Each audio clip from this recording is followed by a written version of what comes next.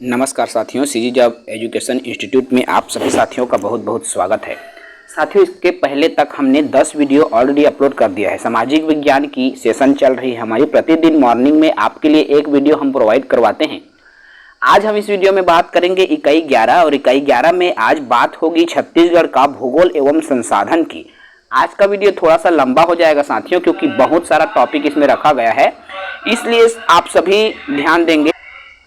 नए साथी जो हैं भी हमारे चैनल को सब्सक्राइब कर लेंगे ताकि कंटिन्यू उसको जो है वीडियो का नोटिफिकेशन मिलती रहे। आज इस वीडियो में हम बात करने वाले हैं इकाई 11 पर। आज की इस वीडियो में बात होगी जिसमें छत्तीसगढ़ के भूगोल एवं संसाधन पर अब हम एक एक करके आज इनके जितने भी टॉपिक है उस पर बात करेंगे। आज के इस सेशन में हम चर्चा करेंगे भौतिक प्रदेश के बारे में, छत्तीसगढ़ के भौगोलिक स्थिति को हम जानेंगे। इसके अलावा छत्तीसगढ़ की मिट्टियाँ, इनकी जलवायु कैसी होती है, जल स्रोत और जल संरक्षण कैसे किया जाता है, वन एवं वन्य जीवों के बारे में भी चर्चा करेंगे। साथ ही साथ कृषि के बारे में चर्चा करेंगे, खनिज, ऊर्जा संसाधन और परिवहन तथा उद्योग के बारे में भी आज के इस यूनिट में हम चर्चा करेंगे। तो चलिए हम सीधे वीडियो पर आते हैं भाई, क्योंकि वीडियो लंबा होने वाला है, इसलिए हम कोशिश करेंगे कि जल्दी जल्दी इस वीडियो को कवर कर सके ताकि आपको जो इकाई 11 की तैयारी है अच्छे से हो सके। तो इकाई 11 है हमारा छत्तीसगढ़ के सामान्य भूगोल एवं संसाधन। सर्वप्रथम हम जानेंगे छत्तीसगढ़ के सामान्य परिचय के बारे में। छत्तीसगढ़ की स्थापना कब हुई, इनका गठन कब हुआ, इनकी राजधानी क्या है, जनसंख्या कितनी है, तमाम चीज़ों के बारे में हम पहले से जान लेते हैं। तो देखिए, छत्तीसगढ़ राज्य का गठन कब हुआ था? 1 नवंबर 2000 को हुआ था। आप सभी जान रहे हैं, इसको मैं रिपीट नहीं करूंगा, आगे बढ़ते चलूंगा। छत्तीसगढ़ की राजधानी नया रायपुर है, जो कि अटल नगर हो गया है ना। जनसंख्या की बात करूं साथियों यहाँ पर, तो 2,55,45,198 छत्तीसगढ़ की जनसंख्या है। 2,55,45,198 क्या है? छत्तीसगढ़ की जनसंख्या है। देश की जनसंख्या का प्रतिशत, मतलब भारत देश में छत्तीसगढ़ का स्थान कितना है, यदि परसेंटेज में बात करें तो देश की जनसंख्या में छत्तीसगढ़ का जो प्रतिशत है 2.11% है। ठीक है, कितना प्रतिशत है भाई? 2.11% है। यदि स्थान की बात करें तो छत्तीसगढ़ जो है 16वां स्थान में आता है। कुल क्षेत्रफल की मैं बात कर लूँ छत्तीसगढ़ की, तो 1,35,191 वर्ग किलोमीटर छत्तीसगढ़ का कुल क्षेत्रफल है। कितना है भाई? 1,35,191 वर्ग किलोमीटर। गठन के क्रम की बात करें तो देश में 26वां क्रम का राज्य है जो कि छत्तीसगढ़ का गठन हुआ है। 26वां क्रम में इस राज्य का गठन हुआ है। राज्य निर्माण की बात करें तो यह 9वीं पंचवर्षीय योजना में छत्तीसगढ़ राज्य का निर्माण हुआ था।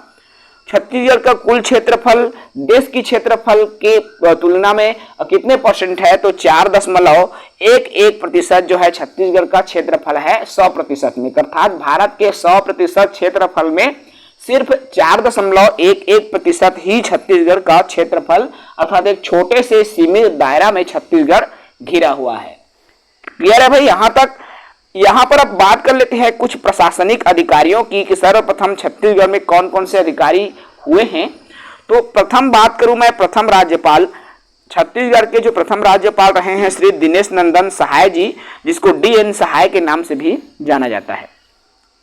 छत्तीसगढ़ के प्रथम मुख्यमंत्री श्री अजीत प्रमोद कुमार जोगी जी रहे हैं। आप सभी जानते हैं जब 1 नवंबर 2000 को हमारा छत्तीसगढ़ जो है अलग हुआ था मध्य प्रदेश से, उसके बाद नवनियुक्त प्रथम मुख्यमंत्री रहे हैं आपका श्री अजीत जोगी जी। प्रथम मुख्य सूचना आयुक्त थे श्री AK विजयवर्गीय। प्रथम पुलिस महानिदेशक थे श्री मोहन शुक्ल, जो कि SM शुक्ल के नाम से भी जाने जाते हैं।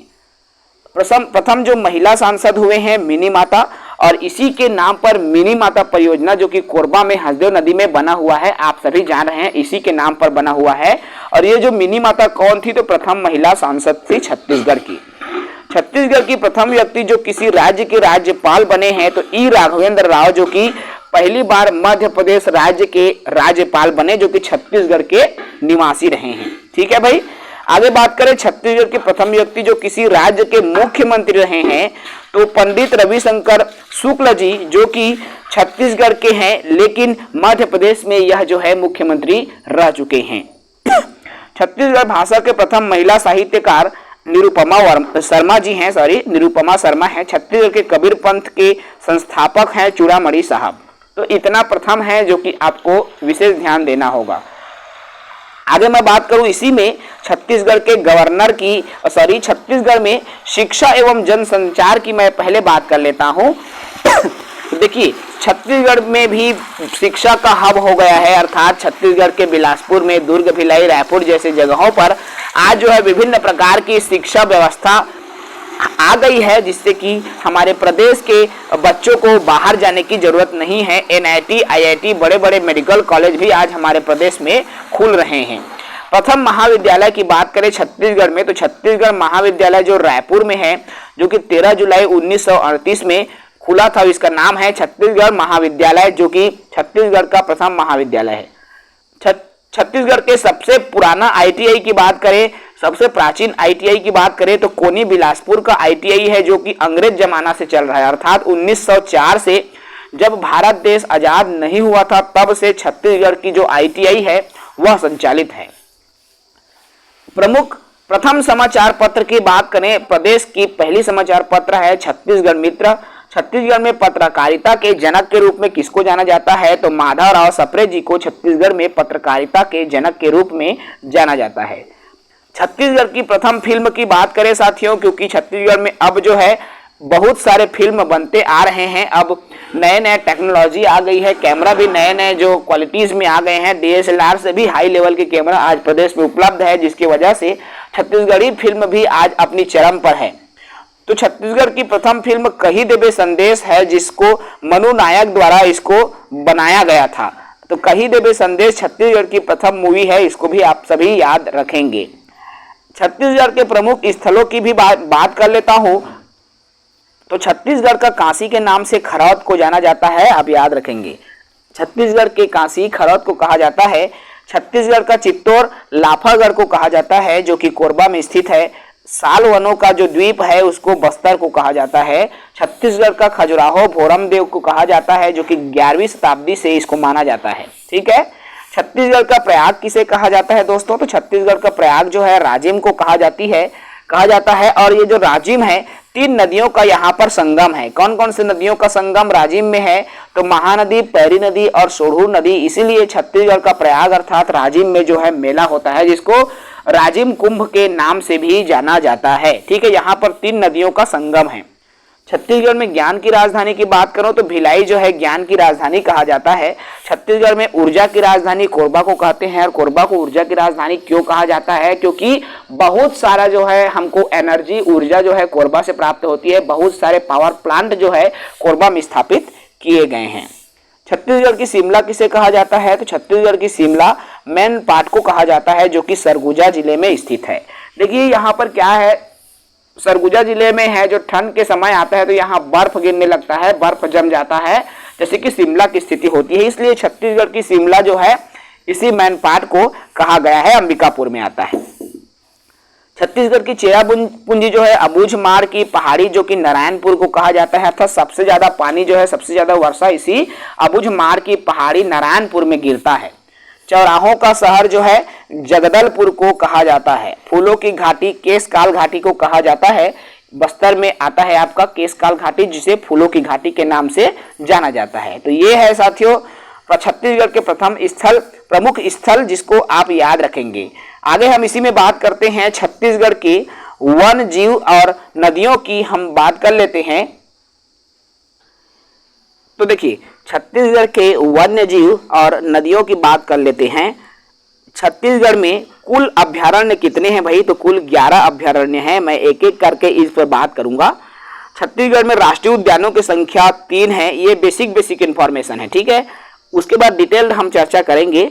छत्तीसगढ़ के सबसे बड़ा राष्ट्रीय उद्यान यदि प्रश्न पूछा जाए तो गुरु घासीदास राष्ट्रीय उद्यान जो है छत्तीसगढ़ का प्रथम राष्ट्रीय उद्यान है, जिसकी लंबाई की बात करें तो 1441 किलोमीटर है, ठीक है। सबसे छोटा राष्ट्रीय उद्यान की बात करें तो कांगेर घाटी राष्ट्रीय उद्यान है, जो कि सबसे छोटा राष्ट्रीय उद्यान है। छत्तीसगढ़ के प्रथम या प्राचीन राष्ट्रीय उद्यान कहा जाए तो इंद्रावती राष्ट्रीय उद्यान जो है छत्तीसगढ़ के सबसे प्राचीन और प्रथम राष्ट्रीय उद्यान है। अभ्यारण्य की बात कर ले तो छत्तीसगढ़ में सबसे बड़ा अभ्यारण्य है तमोर पिंगला अभ्यारण्य, और छत्तीसगढ़ का सबसे छोटा अभ्यारण्य बादलखोल अभ्यारण्य है। छत्तीसगढ़ की गंगा या जीवन रेखा या सबसे लंबी नदी के नाम से महानदी को जाना जाता है, याद रखना। छत्तीसगढ़ की गंगा किसे कहा जाता है प्रश्न में आ गया। तो महानदी को कहा जाता है। छत्तीसगढ़ की जीवन रेखा किसे कहा जाता है? तो महानदी को ही कहा जाता है। और छत्तीसगढ़ के सबसे लंबी नदी भी यदि प्रश्न आ गया तो आपको यही बताना है कि महानदी छत्तीसगढ़ की सबसे लंबी नदियों में से एक है। देखो इसके बाद आता है बस्तर की जीवन रेखा इंद्रावती नदी को कहा गया है। बस्तर की जीवन रेखा किसको कहा गया है दोस्तों? तो इंद्रावती नदी को बस्तर की जीवन रेखा कहा गया है। सबसे प्रदूषित नदी की बात करूं तो शंखिनी नदी, जो कि सबसे प्रदूषित नदी की श्रेणी में आता है। छत्तीसगढ़ में पद्मश्री से सम्मानित प्रथम व्यक्ति मुकुटधर पांडे जी है, इसको भी याद रखना है। ठीक है, आगे मैं बात कर लूं छत्तीसगढ़ में उद्योग की, तो छत्तीसगढ़ का प्रथम जूट मिल जो है मोहन जूट मिल है। क्या जूट मिल है मेरे दोस्तों? छत्तीसगढ़ का प्रथम jute mill Mohan jute mill है और मेरे ख्याल से ये रायगढ़ में है। आप इसको और क्लियर कर लेंगे। ठीक है, छत्तीसगढ़ का प्रथम सीमेंट कारखाना एसीसी सीमेंट फैक्ट्री, जिसे जामुन सीमेंट फैक्ट्री के नाम से भी जाना जाता है।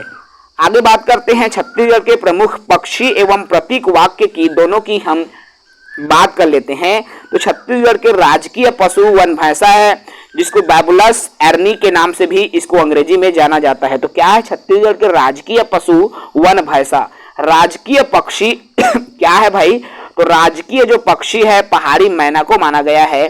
और राजकीय वृक्ष की बात करूं मैं तो साल या सरई, इसी को दोनों को वही बोला जाता है, साल या सराई, जिसको छत्तीसगढ़ के राजकीय वृक्ष के नाम से जाना जाता है। इसके अलावा छत्तीसगढ़ के प्रतीक वाक्य की मैं बात करूं तो गढ़बो नवा छत्तीसगढ़, ये छत्तीसगढ़ का प्रतीक वाक्य था। लेकिन अभी देखो, अभी छत्तीसगढ़ में जो भी है ना, गढ़बो नवा छत्तीसगढ़, अब जो है छत्तीसगढ़ का प्रतीक वाक्य क्या है उसको भी आप देख लेंगे। ठीक है, हालांकि ये ओल्ड है और अभी अपडेटेड में हर राज्य की जो सरकार है, मतलब जब जब सरकार बदलती है तो ये वाक्य भी बदलते रहता है। ठीक है, तो इसको विशेष ध्यान देंगे भाई, अभी वर्तमान में अभी क्या चीज है उसको। ठीक है ना, चलिए आगे मैं बात कर लेता हूँ। आगे छत्तीसगढ़ राज्य निर्माण संबंधी तिथि एवं क्रम की मैं बात कर लेता हूँ। छत्तीसगढ़ राज्य के निर्माण की, देखिए मध्य प्रांत का, छत्तीसगढ़ के जो मध्य प्रांत है उसका गठन कब हुआ था? तो 2 नवंबर 1861 में हुआ था। जब जो है छत्तीसगढ़ मध्य प्रांत का गठन हुआ तो उस समय केवल और केवल 3 ही जिले थे मेरे दोस्तों। छत्तीसगढ़ में कितने जिले थे? केवल 3 ही जिले थे जब छत्तीसगढ़ राज्य जो है मध्य प्रांत का जब गठन हुआ था। ठीक है, इसमें रायपुर, बिलासपुर और संबलपुर, मतलब उड़ीसा भी इसी में शामिल था, मान के चलिए। रायपुर, बिलासपुर और संबलपुर केवल 3 ही जिले थे जब छत्तीसगढ़ का, मतलब जब मध्य प्रांत का गठन हुआ। संभाग की बात करें तो इस दौरान 5 संभाग रखे गए थे, जिसमें नागपुर, छत्तीसगढ़, सागर, गोदावरी तालुका और जबलपुर, ये 5, मतलब मध्य प्रदेश, छत्तीसगढ़, नागपुर, मतलब ये इसी में आ जाता है। और आपका उड़ीसा, 4-5 राज्य एक ही हुआ करता था पहले, और इसीलिए जो संभागों की संख्या 5 थी और जिले की संख्या 3 थी। ठीक है भाई, आगे बात करें छत्तीसगढ़ का स्पष्ट रेखा चित्र। देखो ये प्रश्न जो है छत्तीसगढ़ शिक्षक भर्ती 2023 में आ चुका है। ठीक है, छत्तीसगढ़ राज्य का स्पष्ट रेखा चित्र जो है 1918 में दिया। और रेखा चित्र किसने खींचा था मेरे दोस्तों? तो पंडित सुंदरलाल शर्मा ने रेखा चित्र खींचा था। किसमें? तो पांडुलिपि में। ठीक है, छत्तीसगढ़ का प्रथम रेखा चित्र पंडित सुंदरलाल शर्मा जी ने अपनी पांडुलिपि में खींचा था। इसलिए छत्तीसगढ़ के प्रथम स्वप्न दृष्टा व संकल्पनाकार पंडित सुंदरलाल शर्मा जी को कहा जाता है। लेकिन छत्तीसगढ़ व्यावसायिक परीक्षा मंडल द्वारा जो है खूबचंद बघेल को आंसर लिया गया था, जबकि ये पूर्णतः गलत आंसर था। इसका सही उत्तर अर्थात छत्तीसगढ़ का स्वप्न दृष्टा कौन है, ये प्रश्न आया हुआ था, जिनका सही उत्तर पंडित सुंदरलाल शर्मा है, जबकि जो है सीजी व्यापम द्वारा इसको गलत आंसर ले लिया गया था। ठीक है, तो पृथक छत्तीसगढ़ की मांग कब की गई? तो 1924 में पृथक छत्तीसगढ़ की मांग जो है की गई। छत्तीसगढ़ महासभा का गठन हुआ। जब छत्तीसगढ़ महासभा का गठन हुआ तब जो है डॉक्टर खूबचंद बघेल जी द्वारा इसका गठन हुआ और पृथक छत्तीसगढ़ की मांग की गई। खूबचंद बघेल द्वारा पृथक छत्तीसगढ़ की मांग की गई, लेकिन जब पृथक छत्तीसगढ़ की संकल्पना स्वप्न दृष्टा कौन थे? तो पंडित सुंदरलाल शर्मा जी थे। ठीक है, याद रखना भाई, यहां पर इस चीज को समझना होगा हमको। ठीक है, चलिए छत्तीसगढ़ के नामकरण को हम एक नजर डाल लेते हैं तो वर्तमान में छत्तीसगढ़ जो है प्राचीन काल में दक्षिण कौशल के नाम से जाना जाता था। देखिए, आज हमारे प्रदेश का नाम छत्तीसगढ़ है, लेकिन ये पहले जमाने में नहीं था। आदिकाल में, प्राचीन काल में छत्तीसगढ़ का नाम छत्तीसगढ़ नहीं था, क्योंकि छत्तीसगढ़ अन्य राज्यों से जुड़ा हुआ था, इसलिए छत्तीसगढ़ को दक्षिण कौशल के नाम से जाना जाता था। क्या नाम से जाना जाता था मेरे दोस्तों? छत्तीसगढ़ को दक्षिण कौशल के नाम से जाना जाता था। अब देखो, ये दक्षिण कौशल कहां पर इसका उल्लेख मिलता है? तो रामायण काल के अनुसार रामायण में इसका उल्लेख जो मिलता है कि छत्तीसगढ़ को दक्षिण कौशल के नाम से जाना जाता है। कौशल और उत्तर कौशल के नाम से भी जाना जाता है। कालिदास द्वारा रचित जो रघुवंशम है, देखो कालिदास की जो रचना है उसमें हमारे छत्तीसगढ़ को कौशल व उत्तर कौशल के नाम से पुकारा गया है। ठीक है, इसका अलग अलग नाम अलग अलग काल के आधार पर अलग अलग कवि और लेखक ने कहा है। महाकौशल भी नाम था हमारे प्रदेश का। प्रोफेसर कृष्णदत्त वाजपेयी के अनुसार जो है छत्तीसगढ़ का नाम जो है प्राचीन समय में महाकौशल था। प्रोफेसर हीरालाल के अनुसार चौतीसगढ़ के देखो, पहले इसका नाम चेतीसगढ़ था और चेतीसगढ़ के नाम से ही इसका नाम जो है छत्तीसगढ़ पड़ा। ठीक है, बात करें वर्तमान में छत्तीसगढ़ में कुल संभागों की, तो छत्तीसगढ़ में कुल 5 संभाग हैं और कुल जिलों की संख्या छत्तीसगढ़ में 33 हो गई है मेरे दोस्तों। ठीक है, आगे अब बात कर लेते हैं छत्तीसगढ़ की भौगोलिक स्थिति की। ठीक है भाई, छत्तीसगढ़ की भौगोलिक स्थिति एवं उनकी विस्तार की जानकारी देखिए तो छत्तीसगढ़ में अक्षांशीय विस्तार की बात करें 17 अंश 46 कला उत्तरी अक्षांश से 25 अंश 5 कला उत्तरी अक्षांश तक जो है छत्तीसगढ़ विस्तारित है, छत्तीसगढ़ फैला हुआ है। ठीक है, 23.5 अंश उत्तरी अक्षांश रेखा को कर्क रेखा कहा जाता है। किसको कर्क रेखा कहा जाता है मेरे दोस्तों? तो 23.5 अंश उत्तरी अक्षांश रेखा को कर्क रेखा कहा जाता है। और ये जो कर्क रेखा है भारत के 8 राज्यों से होकर के गुजरती है। प्रश्न पूछा जाता है छत्तीसगढ़ से, देखो कर्क रेखा छत्तीसगढ़ के कितने राज्यों से होकर के गुजरती है? तो ये कर्क रेखा जो है भारत के 8 राज्यों से होकर के गुजरती है। और कर्क रेखा जो 8 राज्यों से होकर गुजरती है, इसको ट्रिक के माध्यम से समझिए। यहां पर आपको स्क्रीन पर दिख रहा है, देख पा रहे होंगे, मित्र पर गमछा झार, मित्र पर गमछा झार, मित्र पर गमछा झार, मित्र पर गमछा झार, मित्र पर गमछा झार, ये ट्रिक है। मी से मिजोरम, त्र से त्रिपुरा, प से पश्चिम बंगाल, र से राजस्थान, ग से गुजरात, म से मध्य प्रदेश, छ से छत्तीसगढ़ और झा से झारखंड। तो मित्र पर गमछा झार ये 8 राज्य है जो कि कर्क रेखा से होकर गुजरती है। क्लियर है मेरे दोस्तों? आगे बढ़ जाते हैं। कर्क रेखा देखो, अब कर्क रेखा 8 राज्यों से होकर गुजर रही है, जिसमें छत्तीसगढ़ से भी गुजरती है। भारत के 8 राज्यों से कर्क रेखा गुजर रही है, उनमें से एक राज्य छत्तीसगढ़ भी है। अब यहाँ पर अब ये सवाल आता है कि छत्तीसगढ़ से गुजर रही है कर्क रेखा, अब छत्तीसगढ़ के कितने जिलों को छू रही है? तो छत्तीसगढ़ के जो है कर्क रेखा 4 जिलों को छूते हुए निकलती है, 4 जिलों से होकर के निकलती है। अब ये कौन से 4 जिला है? मनेन्द्रगढ़, चिरमिरी, भरतपुर, कोरिया, सूरजपुर और बलरामपुर। ये 4 जिलों से होकर के जो है कर्क रेखा गुजरती है। अभी हमने अक्षांशीय विस्तार को देखा। देशांतीय विस्तार क्या होता है प्रदेश की? तो 80 अंश 15 कला पूर्वी देशांतर से 84 अंश 25 कला पूर्वी देशांतर तक इसका देशांतरी जो विस्तार है वह फैला हुआ है। आगे मैं बात कर लूं छत्तीसगढ़ के पड़ोसी राज्य की, अर्थात छत्तीसगढ़ की सीमा रेखा को कौन कौन से राज्य छुए हुए हैं। छत्तीसगढ़ एक भावर कौन कौन से राज्य घेरे हुए हैं, मैं विस्तार से ट्रिक के माध्यम ले आप मतलब बता था।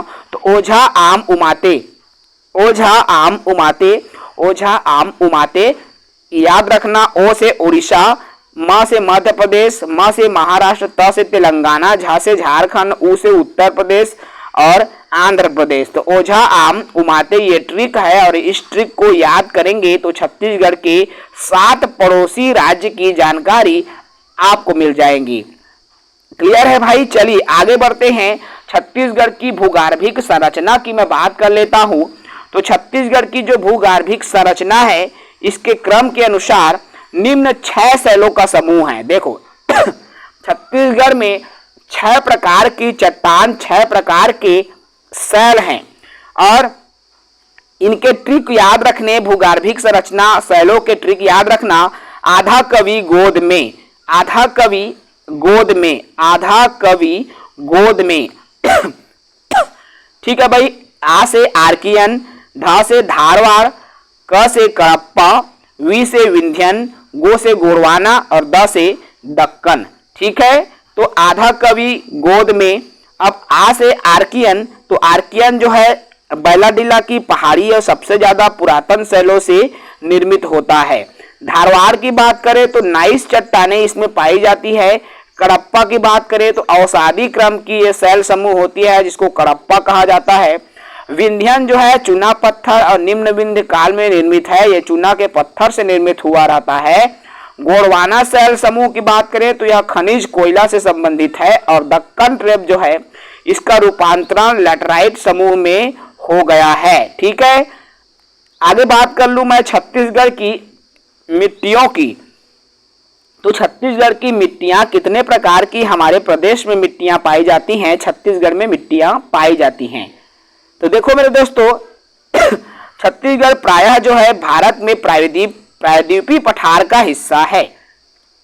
क्या है मेरे दोस्तों? छत्तीसगढ़ प्रायद्वीपीय पठार का जो है हिस्सा है और प्रदेश में 5 प्रकार की, कितने प्रकार की? तो 5 प्रकार की जो है मिट्टी पाई जाती है और ये 5 प्रकार की मिट्टी अलग अलग उपलब्ध है। तो मिट्टी के बारे में बात करें 5 प्रकार की जो मिट्टियां हैं हमारे प्रदेश में उपलब्ध है। सर्वप्रथम बात करूं मैं लाल पीली मिट्टी।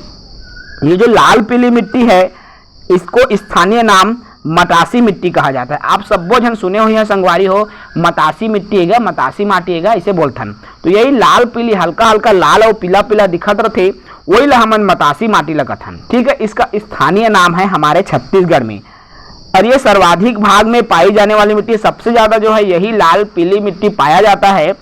और यह प्रदेश में दूसरी महत्वपूर्ण, देखो सबसे ज्यादा महत्वपूर्ण उपजाऊ मिट्टी जो है क्या होता है आपका? काली मिट्टी सबसे ज्यादा उपजाऊ होता है। उसके बाद लाल पीली मिट्टी दूसरे नंबर में आता है उपजाऊ में, मतलब फसल इसमें अच्छा होता है। इस मिट्टी में रेत और लोहे की मात्रा होती है, अर्थात इसमें रेत की मात्रा तो होती ही है, साथ ही साथ इस मिट्टी में लोहे की भी मात्रा होती है। आगे हम दूसरे मिट्टी के प्रकार की बात करें तो दूसरा आता है हमारा काली मिट्टी।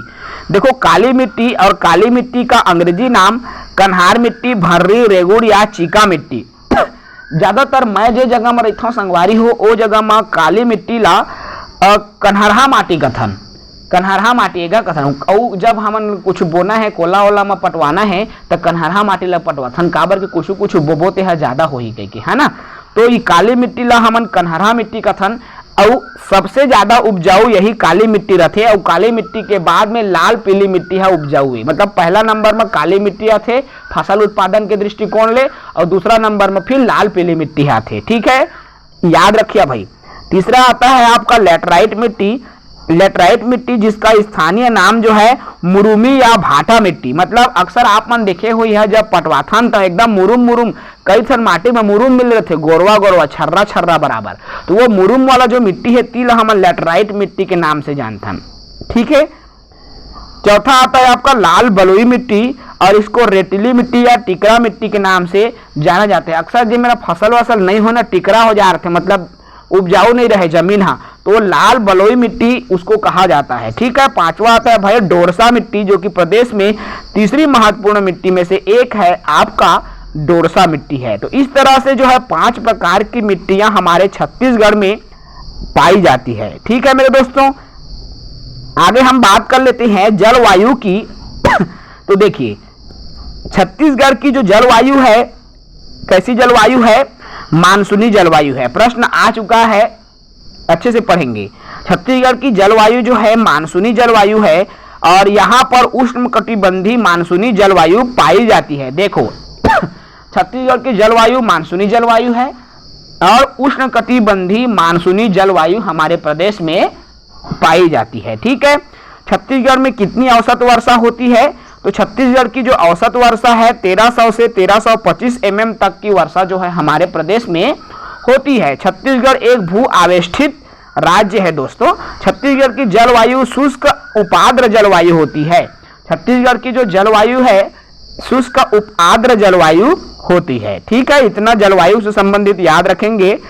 बात करूं मैं छत्तीसगढ़ की ऋतुओं पर, सभी की सामान्य परिचय ही दे रहा हूं जो इंपॉर्टेंट है।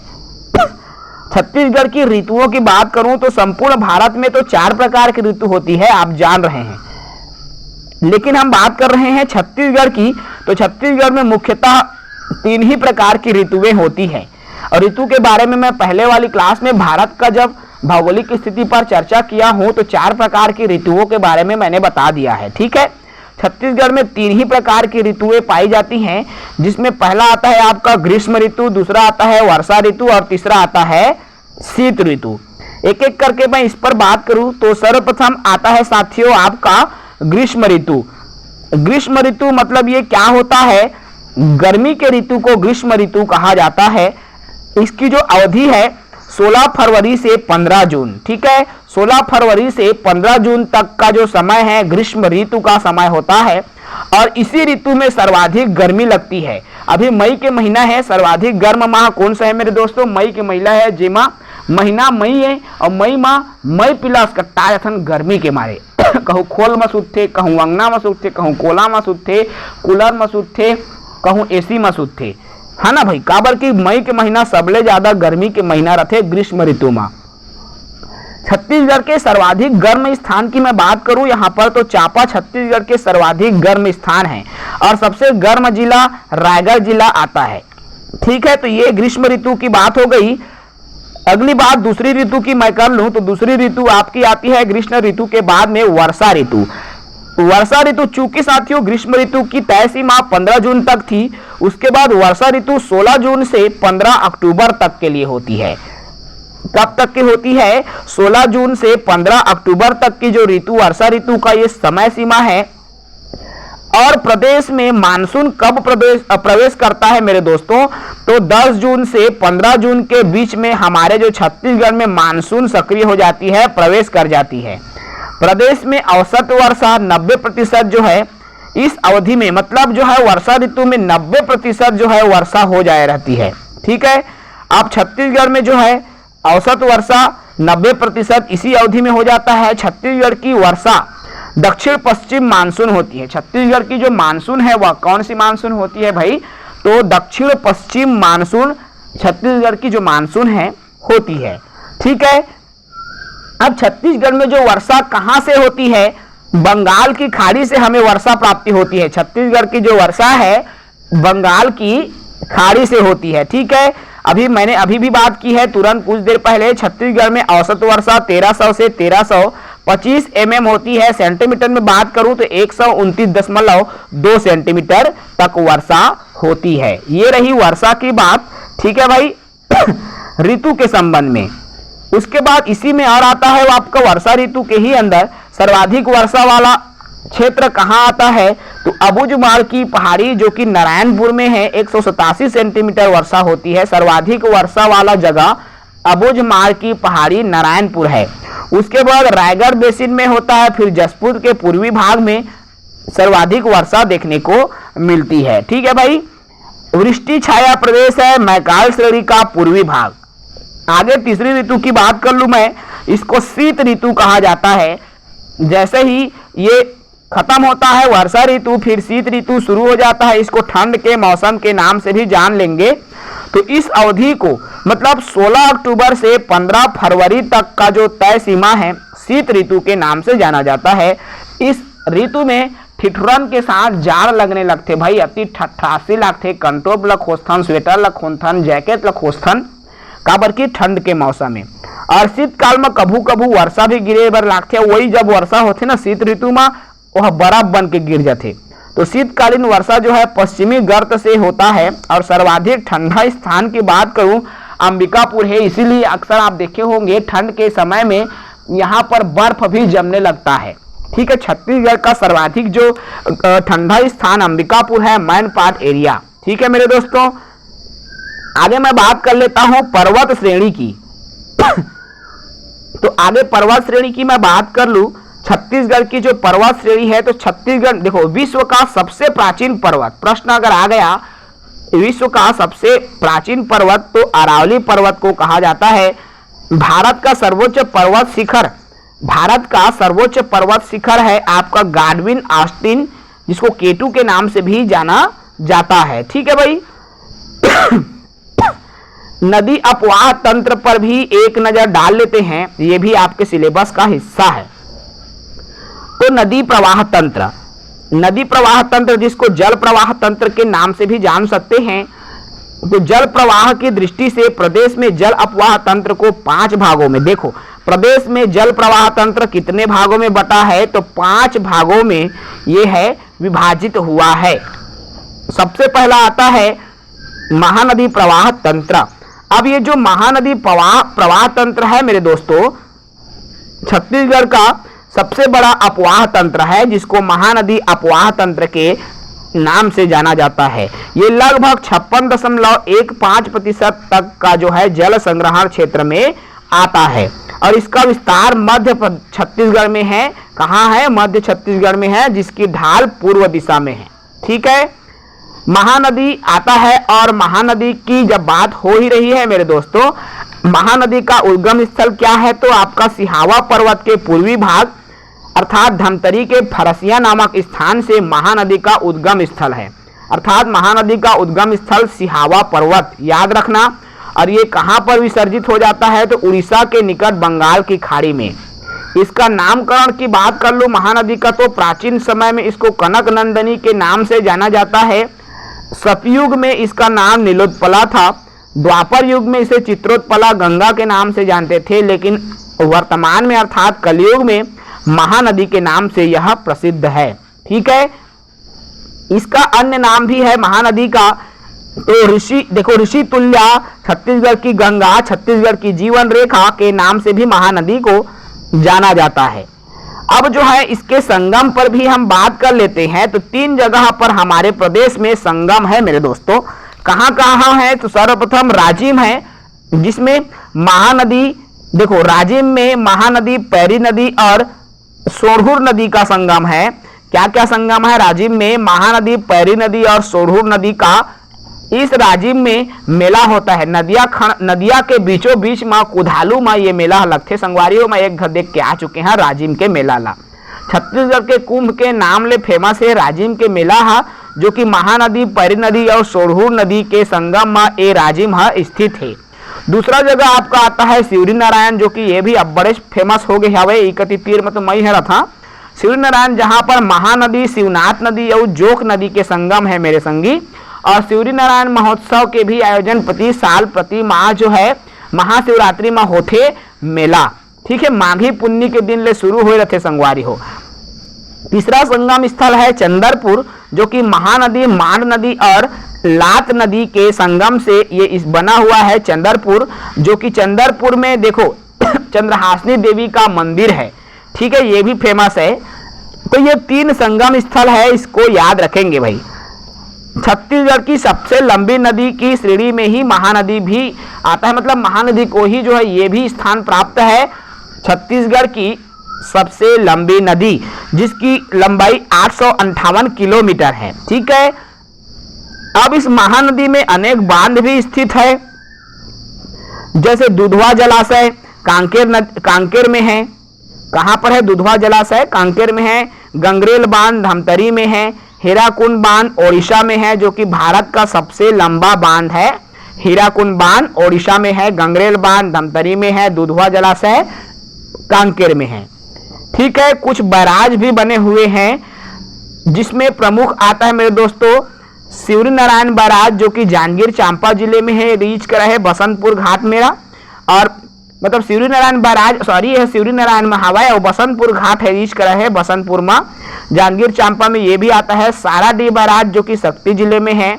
कलमा बैराज भी शक्ति में आता है। तो ये प्रमुख बराज है। ठीक है भाई, आगे मैं बात कर लूं महानदी की दक्षिण की ओर जाने वाली जो सहायक नदी है, तो देखो सोरहुर परियोजना जो कि सोरहुर नदी पर स्थित है धमतरी में। सोरहुर परियोजना सोरहुर नदी धमतरी में है। परी नदी के विसर्जन जो है महानदी में होता है और राजिम के समीप यह स्थित है। कोडार डैम जिसको सुने होंगे आपने, कोडार डैम जिसको शहीद वीर नारायण सिंह परियोजना के नाम से जाना जाता है, ये महासमुंद जिला में है। तेल नदी का उद्गम देवभोग से होता है, इसको भी याद रखेंगे मेरे दोस्तों। अब महानदी के उत्तर की ओर जाने वाली जो सहायक नदी है, इनमें से क्या क्या महानदी के उत्तर की तरफ जाने वाली सहायक नदी है? पहला शिवनाथ नदी, मनियारी नदी, अरपा नदी आदि।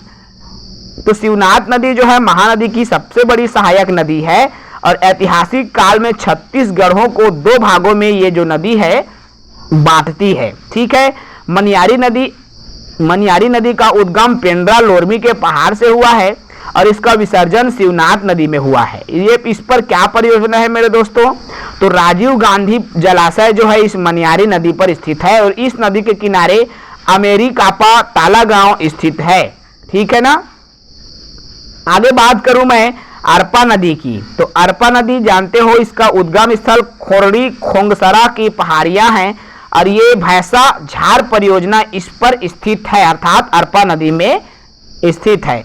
अरपा नदी की सहायक नदी खारंग नदी है जिस पर खूटा घाट परियोजना है, संजय गांधी परियोजना स्थित है। लीलागर नदी जिसका उद्गम हरदी बाजार कोरबा है मेरे दोस्तों और इसका विसर्जन शिवनाथ नदी में होता है। ये प्रमुख नदियां हैं। आगे बात कर लूं मैं हंसदेव नदी, इसी में ही आता है। देखो हंसदेव नदी जिसका उद्गम देवघर की पहाड़ी सोनहत पठार है और इसका विसर्जन कहाँ होता है? तो महानदी केरासिलाडी जो घाट, मऊहाडी सुने होंगे केरासिलाडी घाट, तो यहीं पर जो है इसका विसर्जन होता है। किसका? आपका हंसदेव नदी का। इनकी सहायक नदी की बात कर लूं तो हंसदेव नदी की जो सहायक नदी है तान नदी, झिंग नदी, उतेंग नदी, गज, अहिरन, चोरनई, गेज, केवई, ये सभी इनके सहायक नदियां हैं। इस पर क्या प्रोजेक्ट बना है, परियोजना बना है हंसदेव नदी पर? तो हंसदेव बांगो बांध परियोजना जिसको मिनी माता परियोजना के नाम से जाना जाता है, ये माचाडोली कोरबा में है। मैं इसके बारे में अभी जिक्र किया हूं कुछ देर पहले। छत्तीसगढ़ का प्रथम बहुउद्देशीय परियोजना है, साथ ही प्रदेश का सबसे ऊंचा बांध। ये जो मिनी माता परियोजना है अर्थात हंसदेव बांगो परियोजना है, छत्तीसगढ़ का प्रथम बहुउद्देशीय परियोजना है और सबसे लंबा बांध भी इसी को ही दर्जा प्राप्त है। ठीक है दोस्तों। अब हंसदेव नदी घाटी कोयला खदानों के लिए फेमस है, इतना आपको याद रखना है मेरे दोस्तों। आगे बात करें माड़ नदी की, तो माड़ नदी का उद्गम स्थल मैनपाट है, सरगुजा। ठीक है, माड़ नदी का उद्गम मैनपाट सरगुजा है और इसका विसर्जन चंदरपुर के समीप महानदी में हुआ है। माड़ नदी और महानदी संगम पर चंद्रहासनी, देखो माड़ नदी और महानदी के संगम पर कौन स्थित है? चंद्रहासनी नदी स्थित है। केलो नदी, अब केलो नदी आ गया। केलो नदी ये कहाँ बही है मेरे दोस्तों? तो केलो नदी रायगढ़ में जो नदियां बही है ना वो केलो नदी है, इसीलिए इसी के नाम पर एक अखबार प्रकाशित होता है। मेरे ख्याल से ये अखबार दोपहर में होता होगा या अभी बंद हो गया होगा, मेरे को नहीं पता, लेकिन केलो प्रवाह के नाम से एक अखबार आता है वहां जिसमें केवल रायगढ़ जिले के बारे में जिक्र हुआ रहता है। तो ये केलो नदी में है और इसका उद्गम, देखो केलो नदी रायगढ़ में है और इसका उद्गम जो है लुडेंग पहाड़ी लैलुंगा तहसील रायगढ़ से है और इस पर एक प्रोजेक्ट है जिसको केलो नदी परियोजना अर्थात स्वर्गीय दिलीप सिंह जुदेव परियोजना इस नदी पर बनाया गया है। ठीक है, उसके बाद आता है ईब नदी। ईब नदी का उद्गम खुर्जा पहाड़ी के रानी झूला नामक स्थान से है। कावेरी नदी और शिवा समुद्रम जलप्रपात इस कावेरी नदी पर स्थित है। तो इतना नदियां हो गई, इसको भी विशेष याद रखेंगे। इसके अलावा भी और नदियां हैं जिसमें इंद्रावती नदी जिसका प्राचीन नाम मंदाकिनी नदी है। क्या नाम है इंद्रावती का? प्राचीन नाम मंदाकिनी नदी है और इस पर जलप्रपात है, चित्रकोट जलप्रपात इंद्रावती नदी पर बना है, याद रखेंगे बस्तर में। सात धारा जलप्रपात भी है, इसी में बीजापुर में है। इसकी प्रवाह की दिशा जो है पश्चिम की ओर ये इंद्रावती नदी बहती है और बस्तर संभाग की जीवन रेखा अर्थात बस्तर की जीवन रेखा इंद्रावती नदी को कहा जाता है। गोदावरी बेसिन एवं बस्तर के पठार की प्रमुख नदी ही है, इसका नाम इंद्रावती। ठीक है, इंद्रावती की कुछ सहायक नदियां भी है, जैसे आपका हो गया कोटरी नदी। कोटरी नदी इंद्रावती की सहायक नदी है, जो कि राजहरा के पहाड़ी से उद्गम होता है और इंद्रावती नदी में मिल जाता है। ये इंद्रावती की सबसे बड़ी सहायक नदी है कोटरी नदी। डंकिनी नदी और इसकी सहायक नदी है संखिनी नदी। ठीक है, डंकिनी की सहायक संखिनी नदी है और डंकिनी संखिनी नदी के स्थिर पर दंतेश्वरी का मंदिर है। याद रखना, दंतेश्वरी देवी का मंदिर कहाँ है, तो डंकिनी संखिनी नदी पर स्थित है। संखिनी नदी क्या है भाई, तो इसका उद्गम जो है नंदीराज चोटी बजाडीला की पहाड़ी में हुआ है और इसका जो विसर्जन है डंकिनी नदी में हुआ है। संखिनी नदी का रंग जो है जल रक्ताभ अर्थात लाल रंग दिखाई देता है, संखिनी नदी का जो रंग है। ठीक है मेरे दोस्तों, इसके बाद एक और नदी आता है, वो है सबरी नदी। सबरी नदी का उद्गम नंदपुर पर्वत सिनकारम पहाड़ी ओडिशा से हुआ है और छत्तीसगढ़ की दक्षिण सीमा रेखा बनाती है ये सबरी नदी। और इस पर एक जल प्रपात है जिसको गुप्तेश्वर जल प्रपात एवं रानी दरहा जलप्रपात जो है इस सबरी नदी पर स्थित है। राज्य की एकमात्र नदी जिसमें जल परिवहन की सुविधा उपलब्ध है सबरी नदी पर। कांगेर नदी में भैंसा दरहा नामक स्थान पर प्राकृतिक रूप से मगरमच्छ का संरक्षण किया जाता है। प्रदेश में दो ही जगह मगरमच्छ अभी हम जान रहे हैं, एक तो हो गया भैंसा दरहा नामक स्थान और दूसरा है कोटमी सोनार। ठीक है, कोटमी सोनार आर्टिफिशियल है लेकिन ये नेचुरल है। त्रिवेणी संगम की बात कर लूं, मैंने इसको बता दिया है, फिर भी एक बार बात कर लेता हूं, प्रश्न पूछा जाता है। राजिम गरियाबंद जिले में आता है। राजिम में 3 नदियों का संगम है, महानदी, पैरी नदी और सोढ़ूर नदी, यहाँ मेला लगता है। शिवरी नारायण जांजगीर चांपा में भी 3 नदियों का संगम है, महानदी, शिवनाथ नदी और जोक नदी, यहाँ पर भी मेला लगता है। खैरागढ़ में भी 3 नदियों का संगम है, आमनेर, मुस्का और पिपरिया। पारलकोट में भी 3 नदियों का संगम है, कोटरी और निबरा और गुडरा। ये 3 नदियों का संगम वाली जगह जो मैंने अभी बताया त्रिवेणी संगम इसलिए कहा जाता है क्योंकि इसमें 3 नदियों का संगम है। ठीक है मेरे दोस्तों, आगे बात कर लेते हैं। त्रिवेणी संगम के अलावा कुछ हंसदेव परियोजना है। हंसदेव नदी पर जो मिनी माता परियोजना है, यह कौन से स्थान पर है, माचाडोली बांगो बांध कोरबा में, और इसका उपनाम मिनी माता परियोजना जो कि 1967 में ये बना हुआ था। छत्तीसगढ़ की प्रथम परियोजना है जो कि बहुउद्देशीय परियोजना है और यह हंसदेव नदी पर स्थित है। ठीक है, महानदी परियोजना जो कि 1980 में बना, यह प्रदेश की दूसरे बड़ी सिंचाई परियोजना है। महानदी परियोजना, इसमें 4 प्रोजेक्ट परियोजना शामिल है, रुद्री बैराज, माडूम सिल्ली जलाशय, दुधवा जलाशय और गंगरेल बांध। ठीक है, रुद्री बैराज जो कि धमतरी में है, इसकी स्थापना 1912-15 में हुई। छत्तीसगढ़ का प्रथम बैराज है, महानदी में स्थित। माडूम सिल्ली बैराज जिसका उपनाम बाबू छोटेलाल श्रीवास्तव जलाशय है, धमतरी जिले में है, सिलियारी नदी पर। दुधवा जलाशय जो कि कांकेर में है मेरे दोस्तों, दुधवा नामक ग्राम में स्थित है, महानदी में ये जलाशय है। गांगरेल बांध की बात करूं, उसका उपनाम रविशंकर जलाशय है जो कि महानदी में स्थित है और छत्तीसगढ़ का सबसे लंबा बांध की श्रेणी में गंगरेल बांध को कहा गया है। यहां तक क्लियर है। चलिए आगे बात कर लेते हैं छत्तीसगढ़ के वन एवं वन्य जीव संपदा पर। तो छत्तीसगढ़ में मेरे दोस्तों 2 प्रकार के या 2 तरह से वन संचालित होते हैं। एक तो छत्तीसगढ़ राज्य द्वारा संचालित होता है और एक भारत सरकार द्वारा संचालित होता है।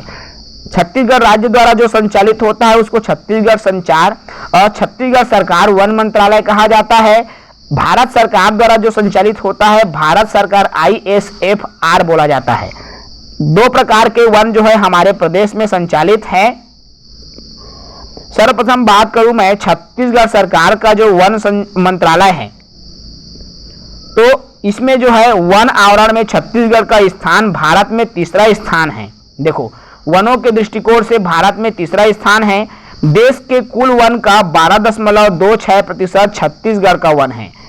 सर्वाधिक वन वाला क्षेत्र बीजापुर है और न्यूनतम वन वाला क्षेत्र जो है दुर्ग जिला है। ठीक है मेरे दोस्तों, भारत सरकार वन विभाग की बात करूं छत्तीसगढ़ में, देखो भारत में छत्तीसगढ़ का जो क्रम है वन के दृष्टिकोण से 4था क्रम में आता है 44.25% है। और वन के संबंधित कुछ अन्य तथ्य पर भी मैं बात कर लूं तो छत्तीसगढ़ का प्रथम जो है देखो प्रशासनिक आधार पर वनों के क्षेत्रफल 43.13% है और साल वन है 40.56%, सागौन वन है 9.42%। छत्तीसगढ़ में मुख्यतः उष्ण कटिबंधीय शुष्क पर्णपाती वन पाए जाते हैं। देखो छत्तीसगढ़ में कौन सा वन पाया जाता है, अगर प्रश्न में आ गया तो उष्ण कटिबंधीय शुष्क पर्णपाती वन जो है प्रदेश में पाया जाता है। कुछ वन्य प्राणी के संरक्षित क्षेत्र की बात कर लूं तो इसमें राष्ट्रीय उद्यान 3 आता है, टाइगर रिजर्व 3-1 4 हो गया है, अभ्यारण्य की संख्या 11 है और बायोस्फीयर रिजर्व 1 है। 3 राष्ट्रीय उद्यान है, मैं उसकी जिक्र कर लूं तो सर्वप्रथम आता है इंद्रावती राष्ट्रीय उद्यान। 3 राष्ट्रीय उद्यान में पहला इंद्रावती राष्ट्रीय उद्यान जो कि सबसे प्रथम राष्ट्रीय उद्यान है, जिसकी स्थापना 1978 में हुई। छत्तीसगढ़ का प्रथम राष्ट्रीय उद्यान इंद्रावती राष्ट्रीय उद्यान को माना जाता है, जो कि बीजापुर जिले में है। प्रदेश का एकमात्र राष्ट्रीय उद्यान है जिसमें टाइगर प्रोजेक्ट इसको घोषित किया गया है। उसके बाद आता है गुरु घासीदास राष्ट्रीय उद्यान, जिसकी स्थापना 1981 में हुई है। इसका पूर्व नाम संजय राष्ट्रीय उद्यान था, जो कि कोरबा जिले में स्थित है। तीसरा राष्ट्रीय उद्यान है मेरे दोस्तों कांगेर घाटी राष्ट्रीय उद्यान, जिसकी स्थापना 22 जुलाई 1982 में हुई है, जिला बस्तर में स्थित है। यह एशिया का पहला बायोस्फीयर रिजर्व घोषित किया गया है, लेकिन अब यह लागू नहीं है। ठीक है, अभ्यारण्य की बात कर लूं तो छत्तीसगढ़ में कुल 11 अभ्यारण्य है मेरे दोस्तों। इन अभ्यारण्यों के लिए एक ट्रिक समझ लीजिए, बड़ा गजब का ट्रिक है, याद हो गया तो अभ्यारण्य समझ गया। मोर सीता अचानक से गो पेड़ देखो मोर सीता अचानक से गो पेड़ पर उदंती देव के भरम में बदल गए। मोर सीता अचानक से गो पेड़ पर उदंती देव के भरम में बदल गए। ठीक है, मोर सीता अचानक से गो पेड़ पर बसंती देव के भरम में बदल गए। अब इसको मैं एक एक करके समझूं या समझाने का प्रयास करूं तो देखो, मोर से तमोर पिंगला, सीता से सीता नदी, अचानक से अचानक मार, से सेमर खोल, गो से गोमर्दा, पेड़ से पामेड़, बर से बारनवा पार और उदंती से उदंती, देव से भोरम देव, भरम में से भैरमगढ़। ठीक है मेरे दोस्तों, इसके अलावा बदल गए से बादल खोल। अब ये अभ्यारण्य कहाँ कहाँ स्थित है इसको भी जानिए। तो सबसे पहले अभ्यारण्य है तमोर पिंगला, जो कि सबसे बड़ा अभ्यारण्य है सूरजपुर जिले में। उसके बाद आता है सीता नदी, जो कि धमतरी जिले में है, दूसरा बड़ा अभ्यारण्य है। अचानक मार, जो कि मुंगेली में आता है। सेमरखोल, गोमर्दा, और ये गोमर्दा जो है सारंगढ़ बिलाईगढ़ जिला में अब आता है। पामेड़, जो कि बीजापुर में है, और पामेड़ जो है बीजापुर में है, और बारनवा पार अभ्यारण्य बलौदा बाजार महासमुंद जिला के बीच में है। उदंती अभ्यारण्य जो कि गरियाबंद में है, और भोरम देव कबीरधाम में है, और भैरमगढ़ जो कि बीजापुर में आता है। इसके अलावा बादलखोल अभ्यारण्य जो कि छत्तीसगढ़ का सबसे छोटा अभ्यारण्य है, जो कि जसपुर जिला में स्थित है मेरे दोस्तों। ठीक है भाई, आगे बात कर लेते हैं मगरमच्छ की संरक्षित जगह। मैंने अभी बात किया है 2 ही जगह पर मगरमच्छ संरक्षित है हमारे प्रदेश में। एक तो आता है कोटमी सोनार, जो कि जिला जांजगीर चांपा में स्थित है। दूसरा आता है भैंसा दरहा, जो कि कांकेर घाटी राष्ट्रीय उद्यान बस्तर में स्थित है, जो कि कोंटा हैदराबाद मार्ग में ये स्थित है। ये प्राकृतिक रूप से मगरमच्छ यहाँ पर पाए जाते हैं, और जबकि कोटमी सोनार मेरे ख्याल से दोस्तों ये जो है आर्टिफिशियल है। ठीक है, मानव द्वारा इसको बनाया गया है। छत्तीसगढ़ के कुछ खनिजों की भी बात कर लूं तो छत्तीसगढ़ में 28 प्रकार के खनिज के साक्ष्य मिले हैं, जिसमें से 21 प्रकार के खनिजों का खनन किया जा रहा है। ठीक है, इसमें एक आता है फेमस NMDC नेशनल मिनरल, देखो मिनरल डेवलपमेंट कारपोरेशन के नाम से फेमस है NMDC, जिसका उत्पादन छत्तीसगढ़ में लौह अयस्क का उत्पादन जो है इसमें होता है। तो देखिए, अब यह है इसका उत्पादन NMDC का उत्पादन, छत्तीसगढ़ में लौह अयस्क का उत्पादन होता है NMDC में। और इसको नवरत्न कंपनी का भी दर्जा मिला हुआ है। ठीक है, एनएमडीसी प्रदेश छत्तीसगढ़ में है। एसीसीएल भी सुने होंगे, South Eastern Coal Field Limited, इसको कोयला खदान के नाम से भी आपन जानता हो। इसका उत्पादन जो है छत्तीसगढ़ में कोयले का उत्पादन करता है और इसको भी मिनी रत्न का दर्जा मिला हुआ है। सीएमडीसी ये छत्तीसगढ़ मिनरल डेवलपमेंट कारपोरेशन है जो कि खनिज उद्योगों में मध्यस्थता स्थापित करता है और इस परियोजना में टीन, कोरंडम, बॉक्साइट, कोयला और लौह अयस्क जो है मिलता है। ठीक है मेरे दोस्तों, आगे बात करें कोयला जिसको काला हीरा के नाम से जाना जाता है और इसका उत्खनन एसीसीएल कंपनी द्वारा होता है जो कि भारत सरकार की कंपनी है। यह एक अंडरटेकन बाय सेंट्रल गवर्नमेंट है। इस राज्य का प्रमुख खनिज है कोयला जो है छत्तीसगढ़ में सर्वाधिक कोयला प्राप्त होता है। कोयला उत्पादक जिला है मनेन्द्रगढ़, सूरजपुर, बलरामपुर, सरगुजा, कोरबा और रायगढ़। इन जगहों पर कोयला खनन होता है। लौह अयस्क की बात करें तो छत्तीसगढ़ में मैग्नेटाइट, हेमेटाइट, लिमोनाइट और सीडेराइट लौह अयस्क की प्राप्ति होती है। चूने की पत्थर की बात करें तो ये जो चूना पत्थर औषधि प्रकार का एक चट्टान है, औषधि चट्टान से मिलता है। डोलोमाइट कडप्पा क्रम के शैल समूह है। ये छोटी छोटी चीजें हैं, आपको याद रखना है। सोना की बात करें तो सर्वाधिक जो है सोने का उत्पादन करने वाला जिला बलौदाबाजार है जिसमें सोने का उत्पादन होता है। देवभोग ऐसे कुछ नाम है। बॉक्साइट की बात करें तो यह दक्कन ट्रेप क्रम के शैल समूह है।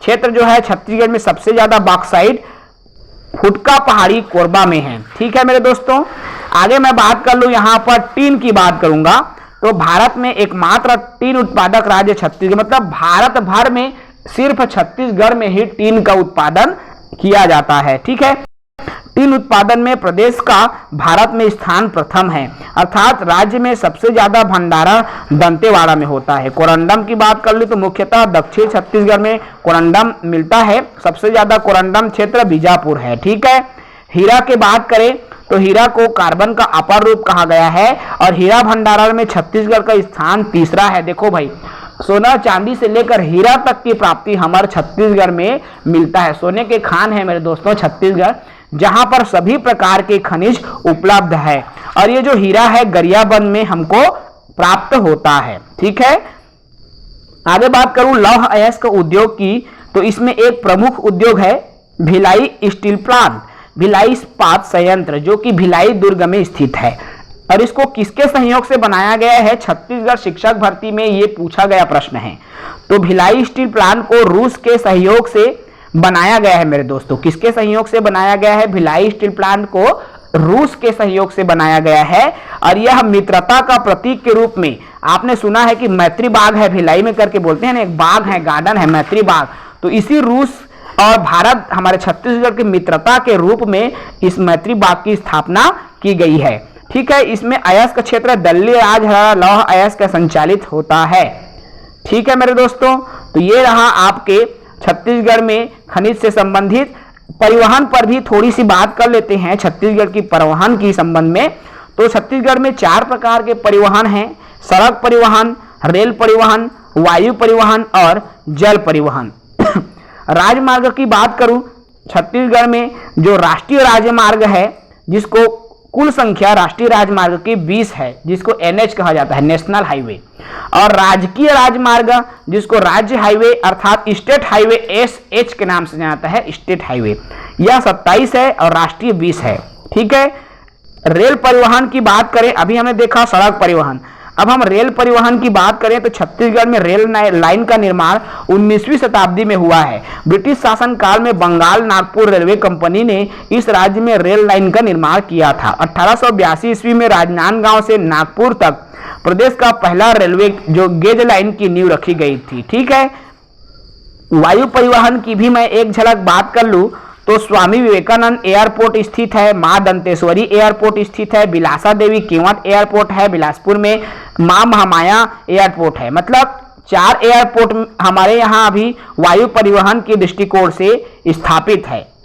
ऊर्जा संसाधन की भी मैं बात कर लेता हूं तो राज्य में ऊर्जा संसाधन मुख्य स्रोत तापीय ऊर्जा है मेरे दोस्तों।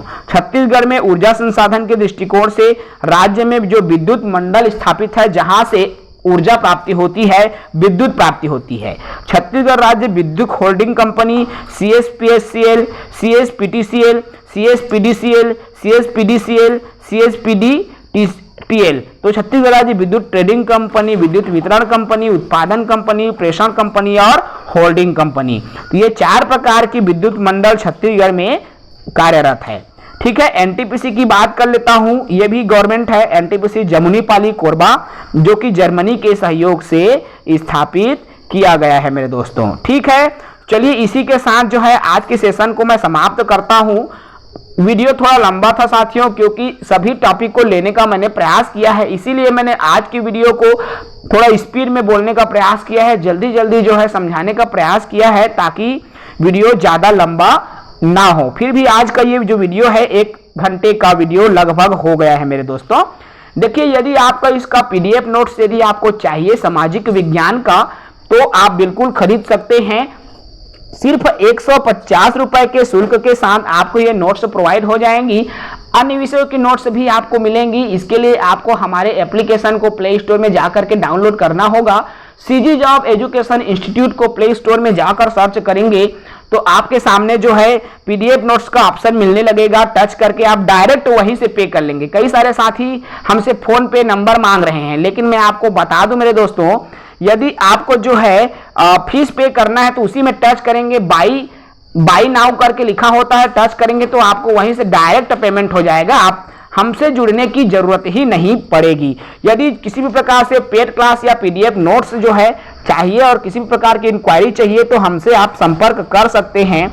हमारा व्हाट्सएप नंबर है 8839730092। सिर्फ व्हाट्सएप अवेलेबल है मेरे दोस्तों। यदि किसी भी प्रकार के आपसे क्वायरी है, आप क्वेश्चन पूछना चाहते हैं तो ओनली व्हाट्सएप अवेलेबल है, और इसी के माध्यम से आप वॉइस कॉलिंग कर सकते हो और अपने समस्या के बारे में हमसे पूछ सकते हो। तो चलिए आज की हम सेशन को यही समाप्त करते हैं। जो साथी नए होंगे, पहली बार हमारे वीडियो को देख रहे हैं, पहली बार हमारे चैनल को विजिट किए होंगे, वो हमारे YouTube चैनल को सब्सक्राइब करेंगे। विमल सर को इजाजत दीजिए, कल फिर एक नए यूनिट के साथ आप सभी के साथ रूबरू होंगे। तब तक के लिए जय हिंद, वंदे मातरम।